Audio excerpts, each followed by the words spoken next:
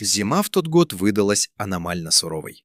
Маленький рыболовецкий поселок на берегу Северного озера буквально утопал в снегу, а лед на воде стал таким толстым, что по нему можно было ездить на грузовиках. Андрей и его старый напарник Степаныч были опытными рыбаками. В тот день они отправились к дальнему заливу, который местные называли Глухим. Тишина там стояла такая, что было слышно собственное дыхание. Но когда они начали бурить лунки, Степаныч вдруг замер. «Глянь-ка, Андрей, это что еще за чертовщина?» Старик указал на темное пятно, глубоко под прозрачным, как стекло, льдом. Сначала они подумали, что это старый затонувший топляк. Но, подойдя ближе и расчистив снег, рыбаки обомлели. Прямо в толще льда на глубине около полуметра виднелись четкие контуры массивного металлического предмета.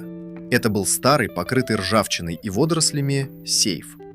Любопытство взяло верх над усталостью. Мужчины достали бензопилы и ломы. Работа была адской. Лед поддавался неохотно, а мороз обжигал легкие. Прошло больше 3 часов, прежде чем тяжелая металлическая махина наконец была вызволена из ледяного плена и с грохотом рухнула на поверхность озера. Рыбаки стояли над сейфом, тяжело дыша. «Как думаешь, что там? Золото? Документы?» Андрей уже тянулся к лому, чтобы поддеть заклинившую дверцу. «Главное, чтобы не что-то опасное», – проворчал Степаныч, но в его глазах тоже горел азарт. Дверца поддалась не сразу. Скрежет ржавого металла разнесся над безмолвным озером. Когда щель стала достаточно широкой, Андрей заглянул внутрь. На секунду он застыл, а потом отпрянул назад, издав возглас, похожий на крик ужаса. Степаныч подбежал к нему, готовый ко всему, но то, что он увидел, заставило его сердце сжаться. Внутри сейфа, на груди старой ветоши и истлевших сетей, не было золота. Там, свернувшись в крохотный клубок, лежало живое существо. Это была молодая выдра. Ее мех заиндевел, а глаза были закрыты. «Мертвая», – прошептал Андрей.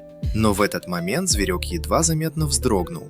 Оказалось, что сейф попал в воду много лет назад, но из-за поврежденного корпуса внутри образовалась воздушная подушка. Видимо, выдра нашла в нем убежище, забравшись через небольшое отверстие в задней стенке, которое позже забило льдом. Зверек оказался в ловушке, когда озеро начало стремительно промерзать. Сейф стал для нее и темницей, и единственной защитой от ледяной воды и хищников.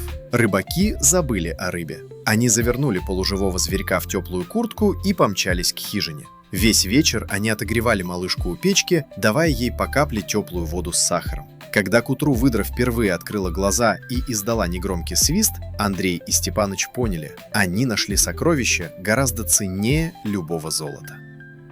Сейф, который они приняли за клад, подарил им нечто большее – возможность спасти жизнь там, где, казалось, царит только холодная смерть. Через неделю, когда выдра окрепла, они выпустили ее у незамерзающей полыньи. Зверек на секунду задержался, посмотрел на своих спасителей и скрылся в темной воде.